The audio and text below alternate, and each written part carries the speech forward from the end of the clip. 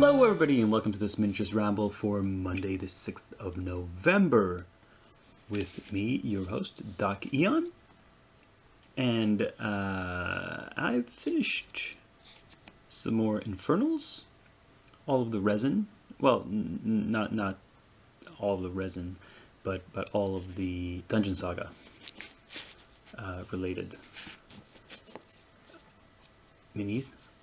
I still have some of the Kings of War Infernals, some of which are the same. I mean, you will see that this guy appears in a few different versions in metal as well. And interestingly enough, this guy, the Ifrit, or as I call him, Burning Man. And here we have Fat Man, Fat Demon. And here we have the Dark Lord from the movie Legend. Pretty much, I think the resemblance is clear. And here we have the off-brand Cerberus, three-headed Devil Dog, and this is the Chain Gang. In hindsight, I probably should have painted his kilt or skirts something other than gray, because the gray kind of blends in with the black metallic or iron. Oh well. I wanted a contrast to the bright red of the skin and thus something dark, but well, yeah. But they turned out okay. These are reasonably quick paint jobs and still fairly effective, I think. So, happy, moving on. So Cthulhu is coming along. I thought I'd give you a look at him in natural lighting for once. It's a gray, overcast day outside, but so not that bright, but it's still more natural than the lamps on my desk.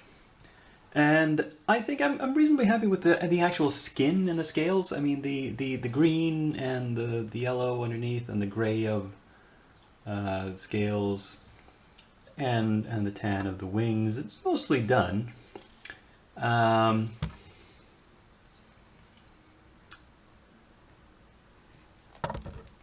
I might add a few more glazes just to tie everything together even more later on.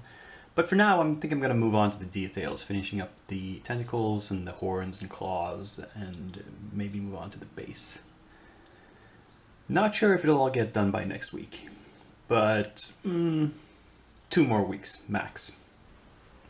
And look here, we have a lot of Marines all primed up and ready to go. I don't know if I mentioned this before, but as you can see, I've assembled these without the guns, without the bolters. For the most part, I'll add them later because I want to be able to paint the chests. Not that these have that much chest detail as compared to GW chests. These are the Spellcrow legs and torsos. And as you can see, the Chaos Marines I have assembled almost completely. Well, it is completely with GW bits. Not all Chaos. Some of the backpacks are not from the Chaos Space Marine kits. I think only this one is. But that's because it's impossible to get a hold of Chaos Space Marine backpacks at any bits store that I've found. But what the heck. It's in the nature of Chaos not to be uniform, so maybe some of them still have backpacks that look like standard backpacks. Oh well. Yeah. By next week I should be able to put some color on these as well. Now what we're looking at here is more Infernals from Mantic. These are from the Kings of War range. They're metal sculpts and casts. And they're all in pieces so far. I've cleaned all the pieces meaning both removing flash and mold lines and the like as far as possible, and also cleaning them off with cleaning off any oils or residues or anything like that.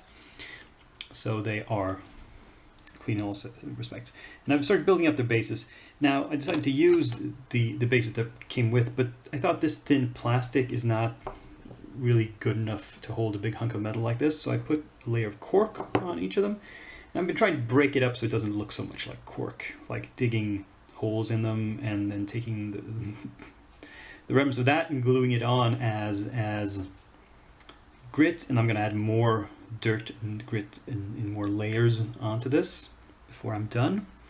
As you can see, I've pinned the feet. I'm gonna do that with these smaller guys as well. Not quite there yet. Even these plastic, I've added bases. I've added a layer of cork too, because just to make it more unified and more interesting. Now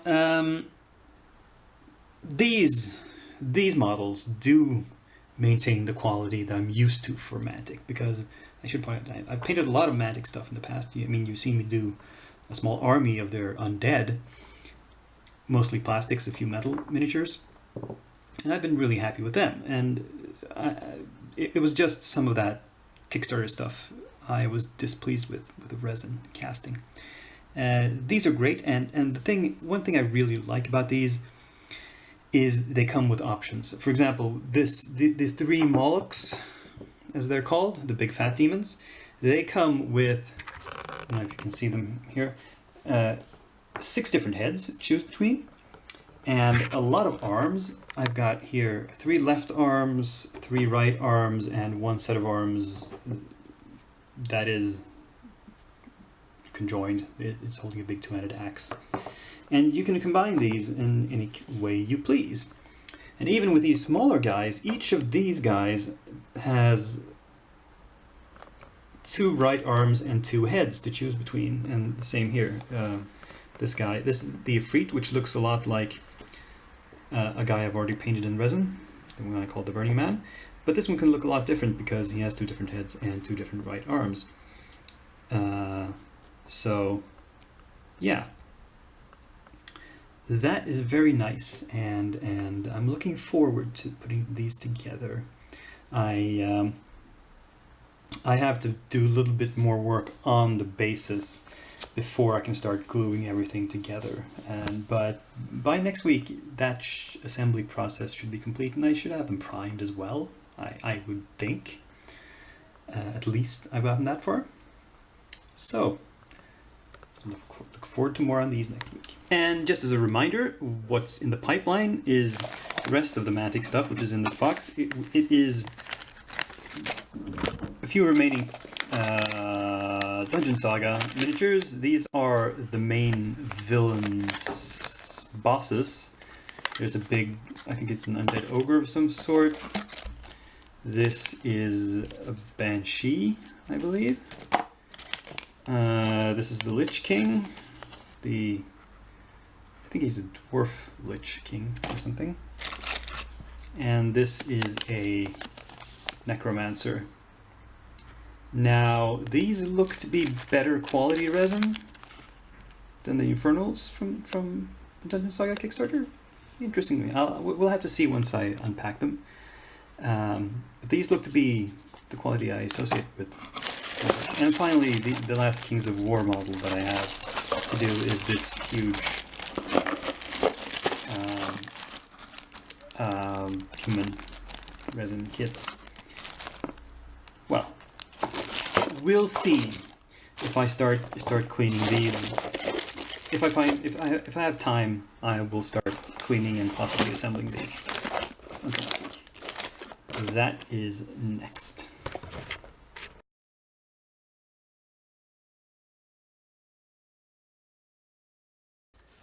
For this week's new arrivals, we have October's haul from Reaper Miniatures.